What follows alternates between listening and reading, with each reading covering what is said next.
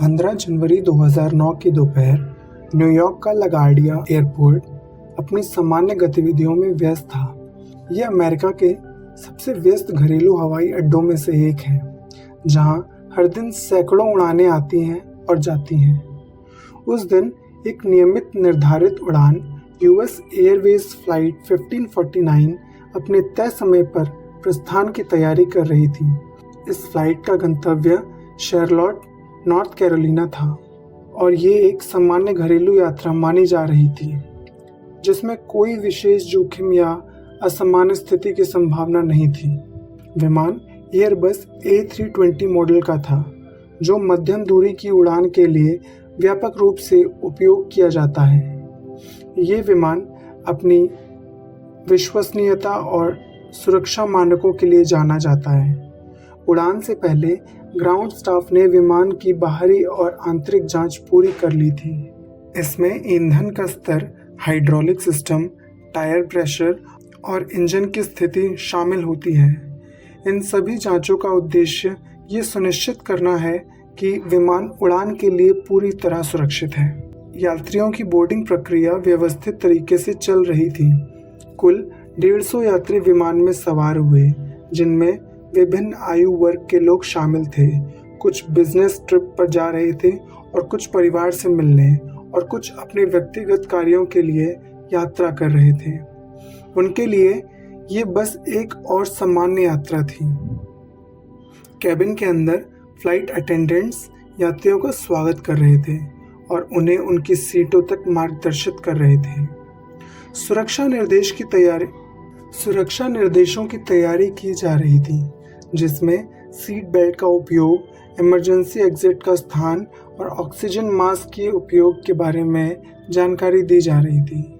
ये प्रक्रिया हर उड़ान में अनिवार्य होती है, भले ही अधिकांश यात्री इसे सामान्य औपचारिकता के रूप में लेते हो या नहीं।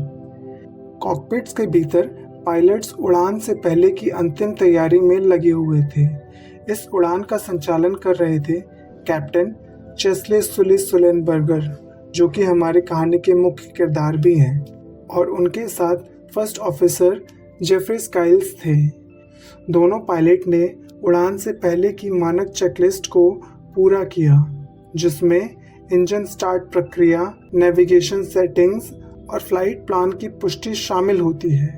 फ्लाइट प्लान में ये निर्धारित किया जाता है कि विमान किस मार्ग से जाएगा, किस ऊंचाई पे उड़ान भरेगा और किन किन एयर ट्रैफिक कंट्रोल जोन से होकर गुजरेगा।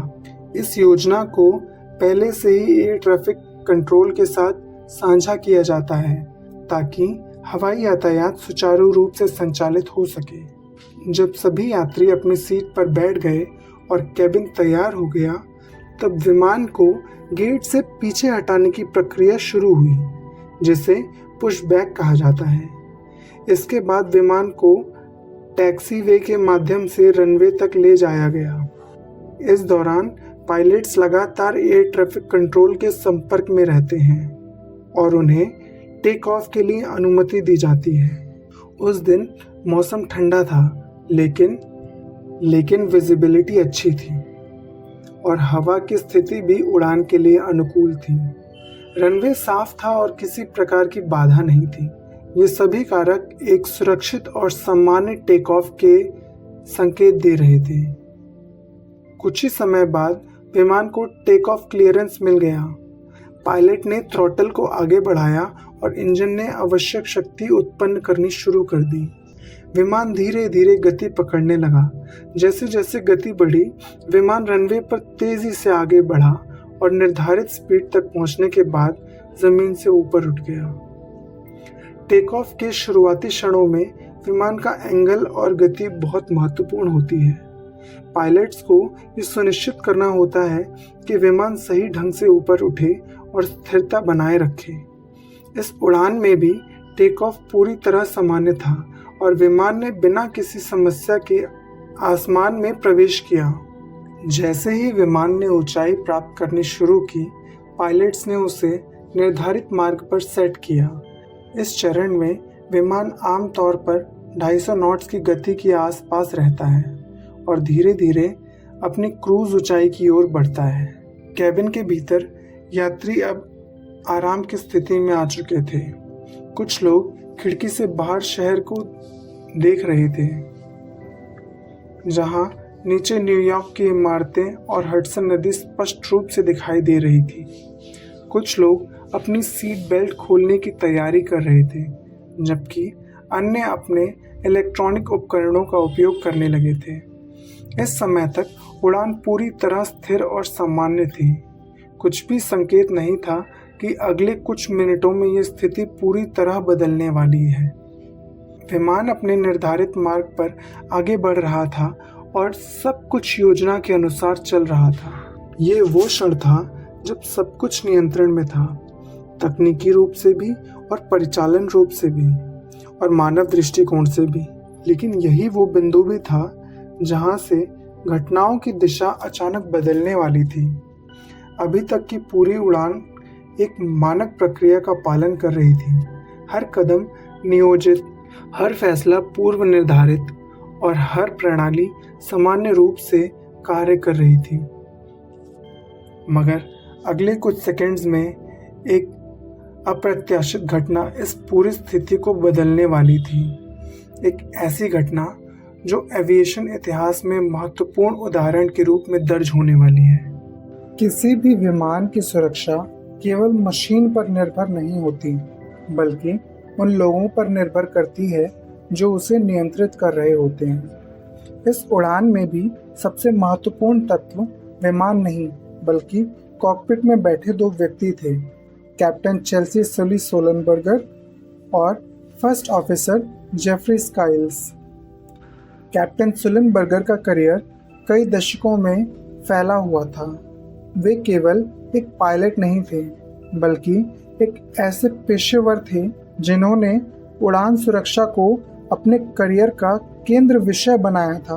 उन्होंने यूनाइटेड स्टेट्स एयर फोर्स में प्रशिक्षण प्राप्त किया था, जहां उन्होंने लड़ाकू विमानों को उड़ाया था। इस अनुभव ने उन्हें उच्च दबाव की परिस्थितियों में निर्णय लेने की क्षमता दी थी। ऐसी परिस्थितियां जहां हर सेकंड महत्वपूर्ण होता है और हर निर्णय का परिणाम तत्काल दिखाई देता है। एयरलाइन पायलट बनने के बाद भी उन्होंने केवल उड़ान संचालन तक खुद को सीमित नहीं रखा। वे एविएशन सेफ्टी से जुड़े कार्यक्रम और जांच प्रक्रियाओं में सक्रिय रूप से शामिल रहे। उन्होंने कई बार उन स्थितियों का अध्ययन किया था जहां छोटी सी छोटी गलती बड़े हादसों में बदल सकती है। इस अध्ययन ने उनके सोचने के तरीके को प्रभावित किया था। वे हर स्थिति को केवल वर्तमान में नहीं, बल्कि संभावित परिणामों के संदर्भ में भी देखते थे। उनकी कार्यशैली में एक विशेष बात थी, वे प्रक्रिया देने के बजाय स्थिति को पहले समझते थे, और यही गुण किसी भी आपातकालीन स्थिति में अत्यंत ही महत्वपूर्ण हो जाता है, क्योंकि जल्दबाजी में लिया गया निर्णय अक्सर गलत हो जाता है। दूसरी ओर फर्स्ट ऑफिसर जेफरी स्काइल्स का अनुभव भी कम नहीं था, लेकिन उनकी स्थिति इस उड़ान में थोड़ी अलग थी। वे हाल ही में एयरबस A320 पर प्रशिक्षित हुए थे, और ये उनके लिए इस विमान पर शुरुआती उड़ान में से एक थी। इसका मतलब ये नहीं था कि वे अनुभवहीन थे, बल्कि ये यह दर्शाता है कि वे एक ऐसे चरण में थे जहां उनका प्रशिक्षण वास्तविक परिस्थितियों में लागू हो रहा था। स्काइल्स का करियर भी लंबे समय से एविएशन में रहा था, लेकिन अलग अलग विमानों पर काम करने के कारण हर नए विमान के साथ एक नई सीख जुड़ी है। एयरबस A320 एक अत्यधिक स्वचालित विमान है, जिसमें कई सिस्टम कंप्यूटर द्वारा नियंत्रित होते हैं। इस प्रकार के विमान में पायलट्स की भूमिका केवल नियंत्रण तक सीमित नहीं होती, बल्कि सिस्टम की समझ और उसकी प्रतिक्रिया को पहचानना भी उतना ही महत्वपूर्ण होता है। इस कॉकपिट में इन दोनों पायलट्स का संयोजन एक महत्वपूर्ण संतुलन बनाता है। एक तरफ सुलेनबर्गर का गहरा अनुभव और जांच परख का दृष्टिकोण था, और दूसरी तरफ स्काइल्स की ताजगी और प्रक्रियाओं के प्रति सटीक प्लान की क्षमता। एविएशन प्रशिक्षण में एक महत्वपूर्ण सिद्धांत होता है, क्रू रिसोर्स मैनेजमेंट या CRM। इसका उद्देश्य ये सुनिश्चित करना होता है कि कॉकपिट में मौजूद सभी संसाधनों, मानव और तकनीकी का सर्वोत्तम उपयोग किया जाए।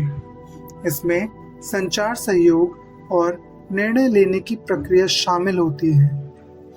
CRM का एक महत्वपूर्ण पहलू ये है कि पदानुक्रम के बावजूद दोनों पायलट्स अपनी राय स्पष्ट रूप से व्यक्त कर सकते हैं। इसका मतलब ये है कि यदि फर्स्ट ऑफिसर को किसी निर्णय पर संदेह है तो वो उसे व्यक्त कर सकते हैं और कैप्टन उसे सुनते हैं। ये प्रणाली गलतियों को कम करने में महत्वपूर्ण भूमिका निभाती है। सुलेनबर्गर और स्काइल्स दोनों इस सिद्धांत में प्रशिक्षित थे और इसे अपनी कार्यशैली में लागू करते थे। उनका संवाद स्पष्ट, संक्षिप्त और उद्देश्यपूर्ण होता था। वे जानते थे कि किसी भी स्थिति में भ्रम की कोई जगह नहीं होती। मगर एक और महत्वपूर्ण पहलू था, मानसिक तैयारी। पायलट्स को उनके प्रशिक्षण के दौरान कई आपातकालीन स्थितियों का अभ्यास कराया जाता है। इंजन फेलियर, सिस्टम फेलियर और ख़राब मौसम और अन्य कई परिदृश्यों के बारे में भी सूचित किया जाता है। लेकिन वास्तविक जीवन में ये परिस्थितियाँ अक्सर अलग होती हैं। सिम्युलेटर में पायलट जानते हैं कि वे एक नियंत्रित वातावरण में हैं, लेकिन वास्तविक उड़ान में जब सैकड़ों लोग आपके निर्णय पर निर्भर होते हैं, तब मानसिक दबाव कहीं अधिक होता है। सुलेनबर्गर की ये विशेषता थी कि वे इस दबाव को नियंत्रित कर सकते थे। उनका दृष्टिकोण समस्या को चरणों में विभाजित करने का था। पहले स्थिति को पहचानना, फिर विकल्पों का मूल्यांकन करना और अंत में सबसे उपयुक्त निर्णय लेना। स्काइल्स की भूमिका इस प्रक्रिया में उतनी ही महत्वपूर्ण थी। वे सिस्टम की निगरानी करते थे, डेटा प्रदान करते थे और ये सुनिश्चित करते थे कि कोई भी महत्वपूर्ण जानकारी छूट न जाए। इस प्रकार ये कॉकपिट केवल दो व्यक्तियों का समूह नहीं था, बल्कि एक समन्वित प्रणाली थी जहां अनुभव, प्रशिक्षण और संचार एक साथ काम कर रहे थे। अब तक इन दोनों पायलट्स ने अपने पूरे करियर में जिन सिद्धांतों और प्रशिक्षणों को सीखा था, वो केवल अभ्यास का हिस्सा था। लेकिन कुछ ही क्षणों में वही प्रशिक्षण वास्तविक परीक्षा में बदलने वाला था। अभी तक वो एक सामान्य उड़ान का हिस्सा थे, मगर आगे वे एक ऐसी स्थिति का सामना करने वाले थे जहां उनके हर निर्णय का प्रभाव सीधे सीधे 155 लोगों के जीवन पर पड़ने वाला था। उड़ान के शुरुआती कुछ मिनट पूरी तरह सामान्य रहे। विमान अपनी निर्धारित ऊंचाई की ओर बढ़ रहा था और सब कुछ नियंत्रण में था। लेकिन लगभग 2 मिनट बाद जब विमान न्यूयॉर्क शहर के ऊपर से गुजर रहा था, तभी एक ऐसी घटना हुई जिसकी ना तो पहले से योजना बनाई जा सकी और ना ही उसे पूरी तरह टाला जा सकता था। विमान का सामना अचानक आकाश में उड़ रहे कनेडियन गीस के बड़े से झुंड से हुआ। ये पक्षी सामान्य छोटे पक्षियों की तरह नहीं होते। इनका आकार बड़ा होता है और इनका वजन भी अधिक होता है। जब कोई विमान इतनी गति से उड़ रहा होता है, तब इस तरह के पक्षियों से टकराव का प्रभाव गंभीर हो सकता है। इस टक्कर को एविएशन में बर्ड स्ट्राइक कहा जाता है। सामान्य परिस्थितियों में यदि 1 या 2 छोटी पक्षियां इंजन में टकराएं, तो इंजन अक्सर काम करता रहता है, लेकिन इस मामले में स्थिति अलग थी। कई पक्षी सीधे दोनों इंजन के अंदर चले गए। जेट इंजन इस प्रकार डिज़ाइन किया जाता है कि वे हवा को अंदर खींचकर ईंधन के साथ जलाते हैं और थ्रस्ट उत्पन्न करते हैं। लेकिन जब भारी वस्तुएं जैसे बड़े पक्षी इंजन के अंदर प्रवेश करते हैं तो वे इंजन के अंदर मौजूद फैन ब्लेड्स और कंप्रेसर को नुकसान पहुंचाते हैं। इस घटना में दोनों इंजनों को एक साथ गंभीर नुकसान पहुंचा। कुछ ही क्षण में इंजन की शक्ति लगभग समाप्त हो गई। ये स्थिति अत्यंत दुर्लभ होती है क्योंकि आमतौर पर विमान एक इंजन के फेल होने पर भी सुरक्षित रूप से उड़ सकता है, मगर कॉकपिट के अंदर इस टक्कर का प्रभाव तुरंत दिखाई दिया। क्योंकि आमतौर पर विमान एक इंजन के फेल होने पर भी सुरक्षित रूप से उड़ सकता है, मगर यहाँ पे परिस्थिति पूर्णतः विपरीत थी। कॉकपिट के अंदर इस टकराव का प्रभाव तुरंत दिखाई दिया। पहले एक झटका महसूस हुआ और उसके बाद इंजन की आवाज़ में अचानक बदलाव आया। सामान्य रूप से चलने वाले निरंतर ध्वनि की जगह अब एक असामान्य सन्नाटा था। विमान के सिस्टम ने तुरंत इस समस्या को पहचान लिया और चेतावनी संकेत सक्रिय हो गया। एयरबस A320 में एक विशेष प्रणाली होती है जिसे ECAM यानी कि इलेक्ट्रॉनिक सेंट्रलाइज्ड एयरक्राफ्ट मॉनिटर कहा जाता है। ये सिस्टम पायलट्स को ये बताता है कि कौन सी समस्या हुई है और उसे ठीक करने के लिए कौन से कदम उठाए जा सकते हैं। ECAM स्क्रीन पर इंजन फेल होने की चेतावनी दिखाई दी। इसके साथ ही इंजन के पैरामीटर्स जैसे RPM, तापमान और दबाव तेजी से गिरने लगे। इस स्थिति में विमान ने अपने आगे बढ़ने की शक्ति को खो दिया था और अब वो केवल अपनी वर्तमान गति और ऊंचाई के आधार पर ही आगे बढ़ सकता था। इसे ग्लाइड करना कहते हैं, जहां विमान बिना इंजन की शक्ति के धीरे धीरे नीचे उतरता है। ये एक महत्वपूर्ण मोड़ था। अब विमान एक नियंत्रित उड़ान से एक आपातकालीन स्थिति में प्रवेश कर चुका था। कॉकपिट में इस समय सबसे पहली आवश्यकता थी स्थिति को सही ढंग से पहचानना। क्या दोनों इंजन पूरी तरह फेल हो चुके हैं? क्या कोई इंजन फिर से चालू किया जा सकता है? पायलट्स ने तुरंत इंजन रीस्टार्ट की प्रक्रिया शुरू करने के बारे में सोचा, लेकिन इसके लिए समय और ऊंचाई दोनों की आवश्यकता होती है। इस बीच विमान की गति धीरे धीरे कम होने लगी। यदि गति बहुत कम हो जाती तो विमान स्टॉल की स्थिति में जा सकता था, जहां वो नियंत्रण खो सकता है। इसलिए पायलट्स को ये सुनिश्चित करना था कि गति की एक सुरक्षित सीमा बनी रहे। विमान अब न्यूयॉर्क शहर के ऊपर था। नीचे घनी आबादी वाली इमारतें और व्यस्त सड़कें थीं। इस स्थिति में किसी भी प्रकार की अनियंत्रित अवतरण एक बड़े हादसे में बदल सकता था। इसलिए अब हर निर्णय केवल विमान को उड़ाने के बारे में नहीं, बल्कि ये भी सुनिश्चित करने के बारे में था कि नीचे मौजूद लोगों की सुरक्षा बनी रहे। ये वो क्षण था जहां तकनीक और मानव निर्णय एक साथ काम कर रहे थे। सिस्टम जानकारी दे रहा था, लेकिन अंतिम निर्णय पायलट्स को ही लेना था। कुछ ही सेकंड्स में ये स्पष्ट हो गया कि दोनों इंजन सामान्य रूप से काम नहीं कर रहे हैं। इसका मतलब था कि अब विमान को बिना इंजन की शक्ति के सुरक्षित स्थान तक पहुंचना होगा।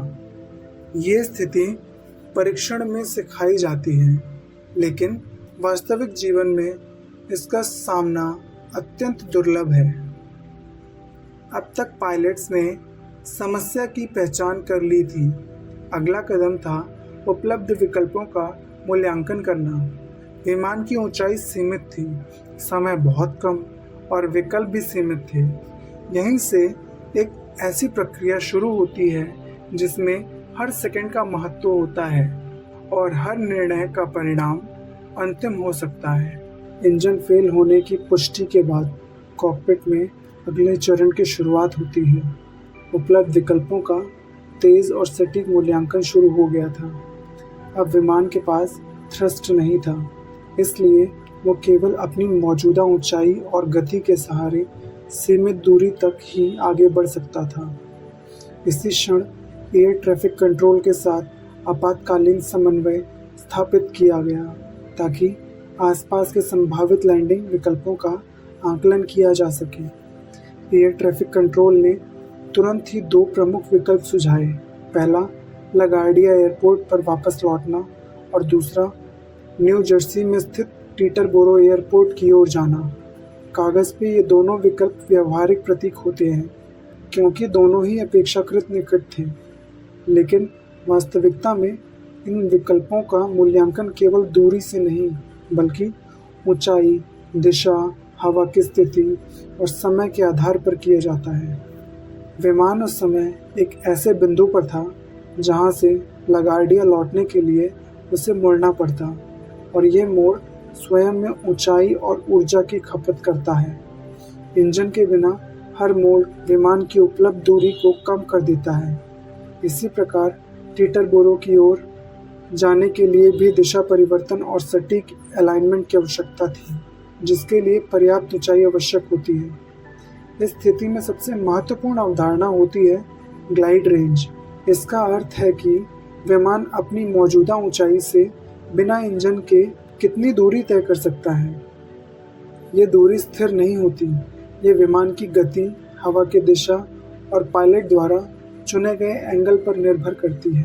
कॉकपिट में उपलब्ध डेटा और अनुभवों के आधार पर आकलन किया जा रहा था कि क्या विमान इन एयरपोर्ट तक पहुंच पाएगा, लेकिन ये आकलन किसी विस्तृत गणना के माध्यम से नहीं किया जा सकता था क्योंकि समय अत्यंत ही सीमित था।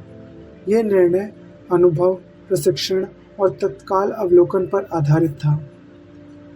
एयर ट्रैफिक कंट्रोल लगातार जानकारी प्रदान कर रहा था, रनवे की दिशा, दूरी और उपलब्धता, लेकिन कॉकपिट में पायलट्स को ये देखना था कि विमान वास्तव में उस दूरी को कवर कर सकता भी है कि नहीं। यहाँ एक महत्वपूर्ण कारक था मानव प्रतिक्रिया समय। जब कोई आपातकालीन स्थिति उत्पन्न होती है तो पायलट को पहले उसे पहचानना होता है, फिर फैसला लेना होता है और उसके बाद कोई कार्रवाई होती है। ये पूरी प्रक्रिया कुछ सेकंड लेती है, लेकिन इसी दौरान विमान लगातार ऊंचाई खो रहा था। इसका मतलब ये था कि जो दूरी कागज़ पर संभव दिख रही थी वो वास्तविक स्थिति में उपलब्ध नहीं थी और अगली चुनौती नीचे का वातावरण थी। न्यूयॉर्क शहर अत्यधिक घना है, जहाँ इमारतें, सड़कें और लोग हर जगह मौजूद हैं। इस स्थिति में यदि विमान किसी भी कारण से रनवे तक नहीं पहुँच पाता तो वो आबादी वाले क्षेत्र में गिर सकता था, जिससे बड़ी जनहानि हो सकती थी। इसलिए निर्णय केवल इस आधार पर नहीं लिया जा सकता था कि विमान कहाँ उतर सकता है, बल्कि इस आधार पर भी कि यदि योजना विफल हो जाए तो उसका परिणाम क्या होगा। इसी समय कॉकपिट में स्थिति का एक और पहलू स्पष्ट हो रहा था। विमान की ऊंचाई तेज़ी से घट रही थी और समय बहुत सीमित था। अब ये फैसला कुछ मिनटों में नहीं बल्कि कुछ सेकंडों में लेना था। उपलब्ध विकल्पों का मूल्यांकन करते हुए ये स्पष्ट होने लगा कि पारंपरिक रनवे तक पहुंचना अत्यंत कठिन होगा। इसी संदर्भ में एक तीसरा विकल्प सामने आया, हडसन नदी। ये विकल्प सामान्य परिस्थितियों में उपयोग नहीं किया जाता, लेकिन इस स्थिति में ये एक खुला, सीधा और अपेक्षाकृत बाधा रहित क्षेत्र प्रदान कर रहा था। हडसन नदी की दिशा विमान की वर्तमान स्थिति के अनुरूप थी, जिससे बिना बड़े मोड़ के वहां तक पहुंचना संभव था। इसके अलावा नदी के ऊपर इमारतें या अवरोध नहीं थे, जिससे अनियंत्रित टकराव का खतरा कम हो जाता है। हालांकि पानी पर लैंडिंग अपने आप में ही अत्यंत जोखिमपूर्ण होती है। यदि एंगल या गति में थोड़ी भी गलती हो जाए तो विमान टूट सकता है या फिर पलट सकता है। इसलिए ये विकल्प केवल तभी चुना जा सकता था जब अन्य सभी विकल्प व्यवहारिक ना हों। कॉकपिट में उपलब्ध सभी कारकों जैसे ऊंचाई, दूरी, दिशा, समय और जोखिम को ध्यान में रखते हुए ये स्पष्ट हो गया कि पारंपरिक एयरपोर्ट तक पहुंचने का प्रयास असफल हो सकता है। इस बिंदु पर निर्णय प्रक्रिया अपने अंतिम चरण में थी। अब ये तय करना था कि क्या जोखिम लिया जाए या नहीं। एक असंभव रनवे तक पहुंचने का प्रयास या एक नियंत्रित लेकिन असामान्य लैंडिंग का विकल्प। कुछ ही क्षणों में यह निर्णय लिया गया। हडसन नदी को चुना गया, न कि इसलिए कि वो सबसे सुरक्षित विकल्प था, बल्कि इसलिए कि वो उस समय उपलब्ध विकल्पों में सबसे व्यवहारिक और नियंत्रित था। अब अगला चरण शुरू होने वाला था, जिसमें इस फैसले को एक्शन में लाना था। विमान को इस तरह से नीचे लाना था कि वो पानी की सतह को एक नियंत्रित एंगल पर छुए, संतुलन बनाए रखे और अधिकतम लोगों की सुरक्षा सुनिश्चित की जा सके। ये केवल एक फैसला नहीं था, ये उस फैसले को सही तरीके से लागू करने की शुरुआत थी, जहां त्रुटि की कोई गुंजाइश नहीं थी। हडसन नदी को अंतिम विकल्प के रूप में चुन लेने के बाद अब पूरी स्थिति एक नए चरण में प्रवेश कर चुकी थी। निर्णय अब एक्शन में बदल चुका था। अब सबसे महत्वपूर्ण कार्य था विमान को नियंत्रित तरीके से उस स्थान तक पहुंचाना जहां लैंडिंग संभव हो सके। इंजन के बिना उड़ान का अर्थ ये था कि विमान अब किसी भी समय ऊंचाई प्राप्त नहीं कर सकता था। वो केवल धीरे धीरे नीचे उतर सकता था। इस स्थिति में पायलट का पूरा ध्यान ऊर्जा प्रबंधन पर होता है, यानी उपलब्ध ऊंचाई और गति का सर्वोत्तम उपयोग कैसे किया जा सके। यदि विमान बहुत तेज उतरता तो वो नियंत्रण खो सकता था, मगर बहुत धीरे उतरता तो वो आवश्यक दूरी तक नहीं पहुंच पाता। इसलिए एक संतुलित एंगल बनाए रखना अत्यंत ही आवश्यक था। कॉकपिट में इस समय हर निर्णय सटीक होना चाहिए था। विमान की नाक किस कोण पर रखा जाए, स्पीड कितनी हो और दिशा कैसे बनाई रखी जाए, ये सभी कारक एक साथ नियंत्रित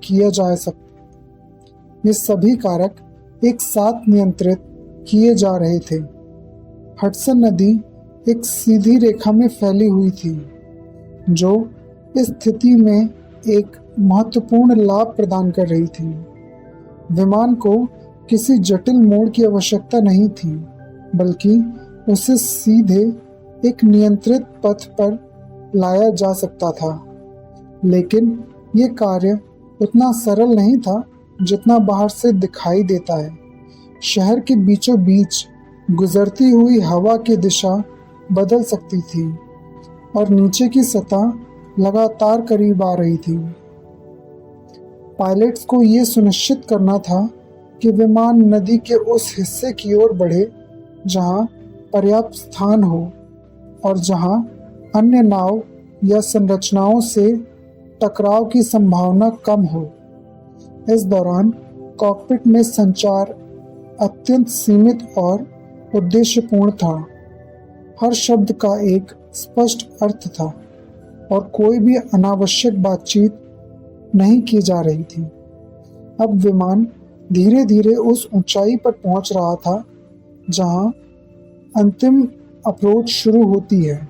इस चरण में पायलट को ये सुनिश्चित करना होता है कि विमान का एंगल पानी की सतह से समांतर हो, ताकि लैंडिंग के समय झटका नियंत्रित रहे। यदि विमान का आगे का हिस्सा पहले पानी से टकराता तो वो तेजी से रुक सकता था और संरचनात्मक नुकसान हो सकता था।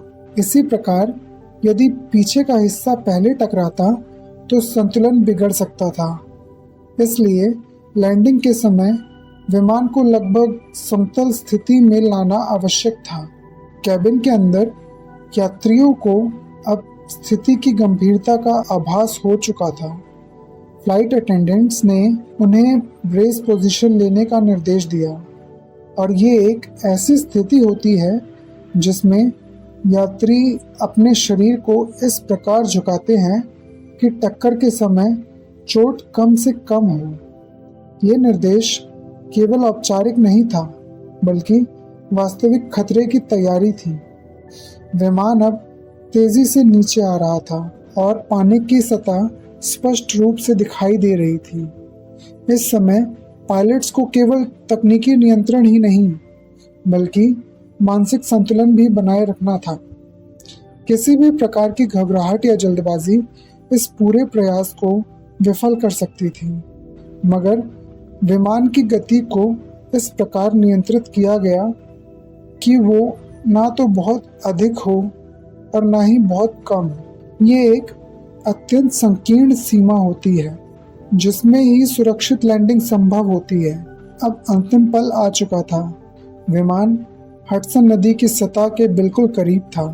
पायलट्स ने अंतिम बार नियंत्रणों को समायोजित किया। एंगल, स्पीड और दिशा सब कुछ एकदम सटीक होना चाहिए था। ये वो क्षण था जहां अब कोई दूसरा अवसर नहीं था। अब केवल एक ही लक्ष्य था, विमान को इस प्रकार पानी पर उतारना कि वो संरचनात्मक रूप से सुरक्षित रहे और यात्रियों को बाहर निकलने का समय मिल सके। जैसे ही विमान सतह के करीब पहुंचा, पायलट्स ने उसे हल्का सा ऊपर खींचा ताकि टकराव का प्रभाव कम हो सके और फिर विमान ने पानी को छुआ। यह संपर्क अचानक नहीं बल्कि नियंत्रित था। विमान पानी की सतह पर फिसलता हुआ आगे बढ़ा और कुछ ही क्षण में उसकी गति कम होने लगी। यह चरण केवल एक तकनीकी उपलब्धि नहीं था बल्कि उस पूरे निर्णय प्रक्रिया का परिणाम था जो कुछ मिनटों पहले शुरू हुई थी। अब अगला चरण शुरू होने वाला था, विमान के अंदर मौजूद सभी लोगों को सुरक्षित बाहर निकालने का। ये कार्य उतना ही महत्वपूर्ण था जितना लैंडिंग खुद ब खुद में, क्योंकि अब समय के साथ एक नई चुनौती जुड़ चुकी थी, ठंडा पानी और सीमित समय। जैसे ही विमान ने हडसन नदी की सतह को छुआ, उस पल ने पूरी स्थिति को एक नए चरण में बदल दिया। टक्कर नियंत्रित थी, लेकिन प्रभाव पूरी तरह समाप्त नहीं हुआ था। पानी के साथ संपर्क के बाद विमान कुछ दूरी तक फिसलता हुआ आगे बढ़ा और धीरे धीरे गति कम हो गई, जब तक कि वो लगभग स्थिर नहीं हो गया। पहले कुछ सेकंड अत्यंत ही महत्वपूर्ण थे। कॉकपिट में पायलट्स ने तुरंत ये सुनिश्चित किया कि विमान स्थिर है और किसी प्रकार का तत्काल संरचनात्मक खतरा नहीं है। इंजन पहले ही निष्क्रिय हो चुके थे, मगर अब बाकी के सिस्टम जैसे कि इलेक्ट्रॉनिक्स और हाइड्रोलिक्स का आकलन अभी किया जा रहा था। विमान पानी पर तैर रहा था, लेकिन यह स्थिति स्थायी नहीं थी। फ्यूज़लेज के निचले हिस्से से धीरे धीरे पानी अंदर प्रवेश करने लगा था। यह एक सामान्य जोखिम होता, क्योंकि विमान को पानी पर लंबे समय तक तैरने के लिए डिज़ाइन नहीं किया जाता। कैबिन के अंदर यात्रियों ने टक्कर का प्रभाव महसूस किया था। हालांकि लैंडिंग नियंत्रित थी, फिर भी झटका इतना था कि सभी को स्थिति की गंभीरता का तुरंत एहसास हो गया। फ्लाइट अटेंडेंट्स ने बिना समय गंवाए इमरजेंसी इवैक्यूएशन शुरू कर दिया। यह एक प्रशिक्षित प्रक्रिया होती है जिसमें हर क्रू सदस्य की एक निर्धारित भूमिका होती है। सबसे पहले विमान के दरवाजे खोले गए और इमरजेंसी स्लाइड को सक्रिय किया गया। इन स्लाइड्स को इस प्रकार डिज़ाइन किया जाता है कि वो पानी में लाइव राफ्ट के रूप में भी काम कर सकें। कुछ दरवाज़ों को खोलना संभव नहीं था क्योंकि विमान का एक हिस्सा पानी में अधिक डूबा हुआ था। इसलिए क्रू को यह निर्णय लेना पड़ा कि कौन सा एग्जिट सुरक्षित है और किन्हें बंद रखना चाहिए। यात्रियों को निर्देश दिए गए कि वे अपने सामान को पीछे छोड़ दें और तेज़ी से लेकिन व्यवस्थित तरीके से बाहर निकलें। ये निर्देश अत्यंत ही महत्वपूर्ण होते हैं क्योंकि किसी भी देरी से पूरे इवैक्यूएशन की गति प्रभावित हो सकती है। कुछ ही पल में यात्री विमान से बाहर निकलने लगे। जिन लोगों के पास निकटतम एग्जिट था वे स्लाइड के माध्यम से पानी में उतरे और फिर लाइव राफ्ट में पहुंचे। दूसरी ओर कई यात्री सीधे विमान के पंख पर चढ़ गए। पंख एक स्थिर सतह प्रदान कर रहे थे, लेकिन वे भी ठंडे और फिसलन भरे थे। इस समय तापमान एक महत्वपूर्ण चुनौती बन चुका था। हडसन नदी का पानी अत्यंत ही ठंडा होता है और खुले वातावरण में खड़े यात्रियों के लिए ये स्थिति तेजी से खतरनाक हो सकती थी। ठंड के कारण शरीर की ऊर्जा तेजी से कम होती है और यदि समय पर बचाव ना हो तो हाइपोथर्मिया की स्थिति उत्पन्न हो सकती है। इसलिए इवैक्यूएशन के बाद अगला सबसे महत्वपूर्ण चरण था जल्दी से जल्दी रेस्क्यू। विमान के अंदर क्रू लगातार ये सुनिश्चित कर रहा था कि कोई भी व्यक्ति पीछे न छूट जाए। हर सीट, हर पंक्ति की जांच की जा रही थी।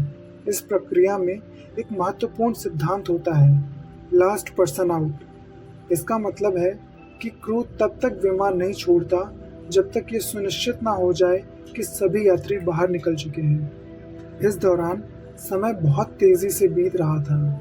पानी का स्तर धीरे धीरे बढ़ रहा था और विमान की स्थिरता कम होती जा रही थी। बाहर कुछ यात्री पानी में खड़े थे, जबकि कुछ राफ्ट और पंखों पर संतुलन बनाए हुए थे। हवा ठंडी थी और स्थिति लगातार चुनौतीपूर्ण बनती जा रही थी। लेकिन इस पूरे समय के दौरान एक महत्वपूर्ण बात बनी रही, व्यवस्था। कोई व्यापक अफरा तफरी नहीं थी। यात्री और क्रू दोनों ही स्थिति को समझते हुए निर्देशों का पालन कर रहे थे। अब ये केवल इवैक्यूएशन का मामला नहीं था, ये समय के खिलाफ एक दौड़ बन चुका था। अगले कुछ मिनट ये तय करने वाले थे कि क्या सभी लोगों को सुरक्षित बाहर निकाला जा सकता है या नहीं। और इसी समय दूर से मदद आने लगी। हडसन नदी पर मौजूद नावों और फेरी सेवाएं इस घटना को देख चुकी थी और वे तेजी से उस स्थान की ओर बढ़ रही थी। अब बचाव का चरण शुरू होने वाला था, एक ऐसा चरण जिसमें बाहरी सहायता इस पूरी घटना के परिणाम को निर्धारित करने वाली थी। रेस्क्यू ऑपरेशन के इस चरण में सबसे महत्वपूर्ण कार्य था पूरी प्रक्रिया को व्यवस्थित और नियंत्रित तरीके से आगे बढ़ाना।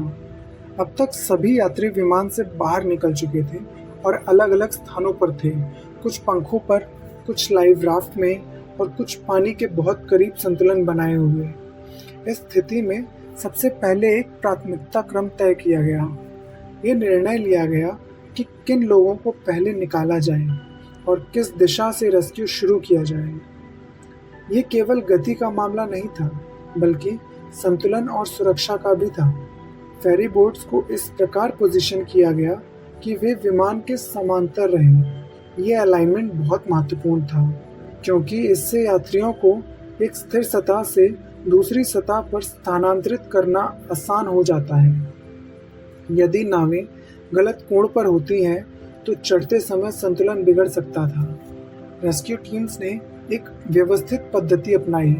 हाथों की श्रृंखला बनाकर यात्रियों को एक एक करके नाव तक पहुंचाया गया।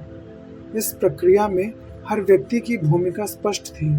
कोई संतुलन बनाए रखने में मदद कर रहा था, कोई पकड़कर ऊपर खींच रहा था और कोई नाव के अंदर जगह बना रहा था।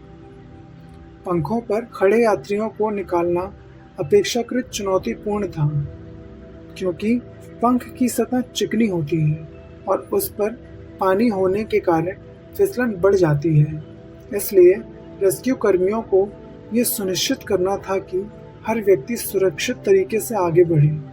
कुछ मामलों में यात्रियों को बैठकर धीरे धीरे आगे बढ़ाया गया ताकि उनका संतुलन बना रहे। ये प्रक्रिया धीमी थी लेकिन सुरक्षित थी। लाइव राफ्ट में मौजूद लोगों के लिए एक अलग तरीके अपनाए गए। राफ्ट्स को पहले स्थिर किया गया ताकि वे हिले नहीं। इसके बाद एक एक करके यात्रियों को उठाकर नाव में स्थानांतरित किया गया। यहाँ एक महत्वपूर्ण चुनौती थी वजन का संतुलन। यदि एक तरफ अधिक लोग आ जाते तो नाव या राफ्ट असंतुलित हो सकती थी। इसलिए रेस्क्यू टीम्स लगातार इस बात का ध्यान रख रही थी कि भार समान रूप से वितरित रहे। कुछ यात्री ऐसे भी थे जिन्हें सहायता के बिना ऊपर चढ़ाना कठिन था। ऐसे मामलों में रेस्क्यू कर्मियों ने उन्हें दोनों तरफ से पकड़कर ऊपर खींचा। यह प्रक्रिया सावधानी से की जाती है ताकि किसी को चोट न लगे। रेस्क्यू के दौरान संचार अत्यंत महत्वपूर्ण था। अलग अलग नावों के बीच समन्वय बनाए रखना जरूरी था ताकि वे एक दूसरे के कार्य में बाधा न डालें। इसके लिए संकेतों और छोटे छोटे निर्देशों का उपयोग किया गया। हर नाव को एक विशेष क्षेत्र सौंप दिया गया जिससे कार्य विभाजित हो सके और तेजी से पूरा किया जा सके। इस दौरान नाव के भीतर भी व्यवस्था बनाई रखी गई। जैसे ही यात्री नाव में आते उन्हें बैठाया जाता है और उसके लिए स्थान बनाया जाता। इससे नए आने वाले यात्रियों के लिए जगह सुनिश्चित होती रही। रेस्क्यू ऑपरेशन में समय और संतुलन दोनों का समान महत्व था। यदि प्रक्रिया बहुत तेज होती तो दुर्घटना का जोखिम बढ़ता। यदि बहुत धीमे होती तो स्थिति और जटिल हो सकती थी। इसलिए एक मध्यम गति बनाए रखी गई, तेज लेकिन नियंत्रित। धीरे धीरे ही सही मगर सभी स्थानों से यात्रियों को निकाला गया। पंख खाली हो गए, राफ्ट्स खाली हो गए और पानी के पास खड़े लोग भी सुरक्षित नाव तक पहुंच गए। अब अंतिम चरण था ये सुनिश्चित करना कि कोई भी व्यक्ति पीछे ना छूट जाए। रेस्क्यू टीम्स ने अंतिम बार पूरे क्षेत्र का निरीक्षण किया। हर हिस्से को देखा गया, विमान के आसपास, पानी में और राफ्ट्स के पास। जब ये पुष्टि हो गई कि सभी यात्रियों को सुरक्षित निकाल लिया गया है, तब ऑपरेशन का ये चरण पूरा हुआ। ये केवल एक रेस्क्यू नहीं था बल्कि एक समन्वित प्रयास था जिसमें हर व्यक्ति ने अपनी भूमिका निभाई। इस प्रक्रिया की सफलता इस बात पर निर्भर करती थी कि हर कदम सही क्रम में हो और सही तरीके से लिया गया हो। अब सभी यात्री सुरक्षित स्थान पर थे। रेस्क्यू ऑपरेशन के सफलतापूर्वक पूरा होने के बाद अगला चरण शुरू हुआ। इस पूरी घटना की विस्तृत तरीके से जांच।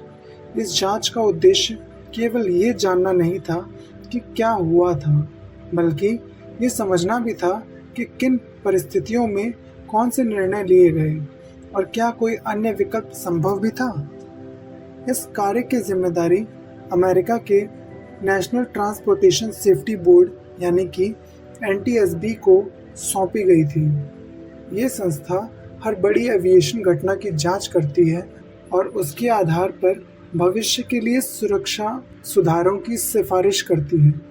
जांच की शुरुआत विमान की डाटा को एकत्रित करने से हुई। इसके लिए फ्लाइट डेटा रिकॉर्डर और कॉकपिट वॉइस रिकॉर्डर का उपयोग किया गया। इन उपकरणों में उड़ान के दौरान हर तकनीकी जानकारी और कॉकपिट में हुई बातचीत रिकॉर्ड होती है।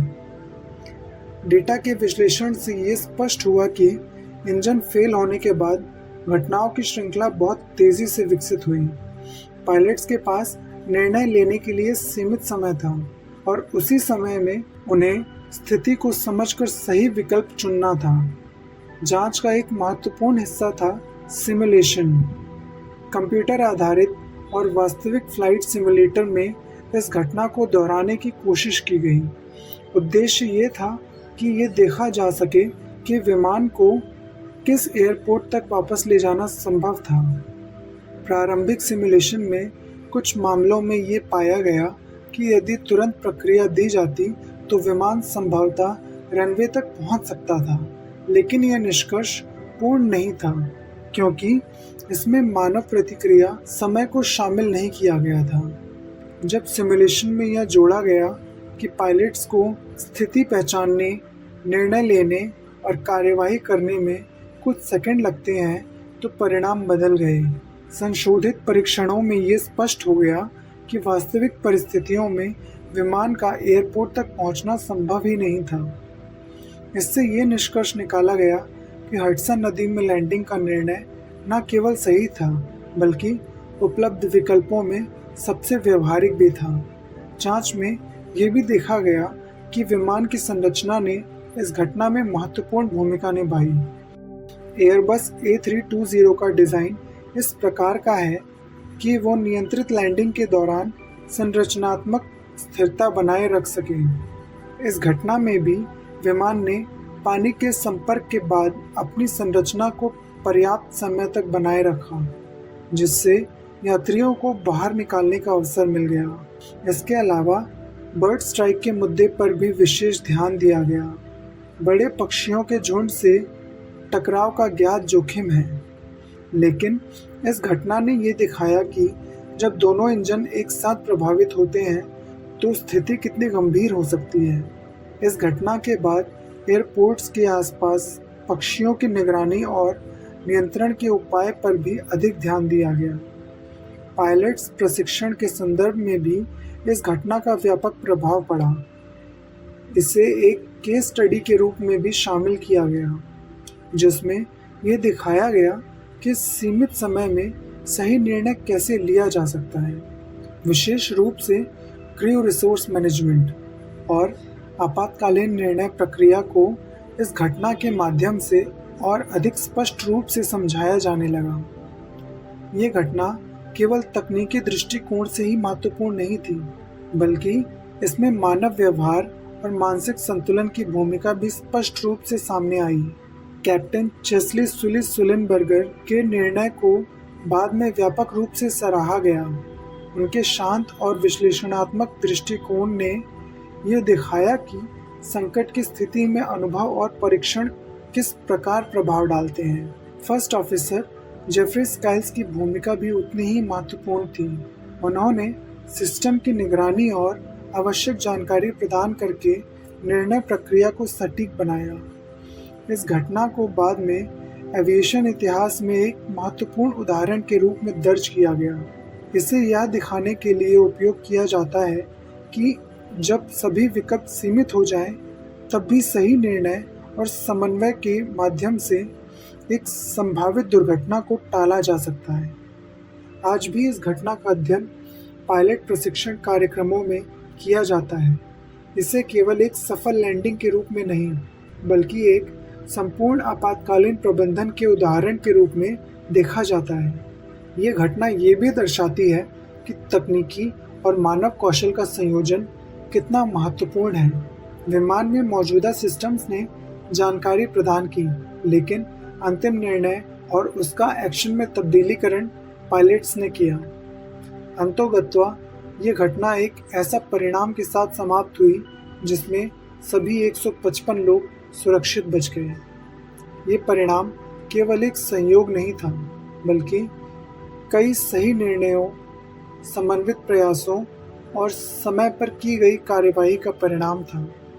इस प्रकार 15 जनवरी 2009 की ये घटना केवल एक दुर्घटना नहीं थी, ये एक ऐसा उदाहरण थी जिसने एविएशन सुरक्षा, प्रशिक्षण और आपातकालीन प्रबंधन के दृष्टिकोण को और अधिक मजबूत किया।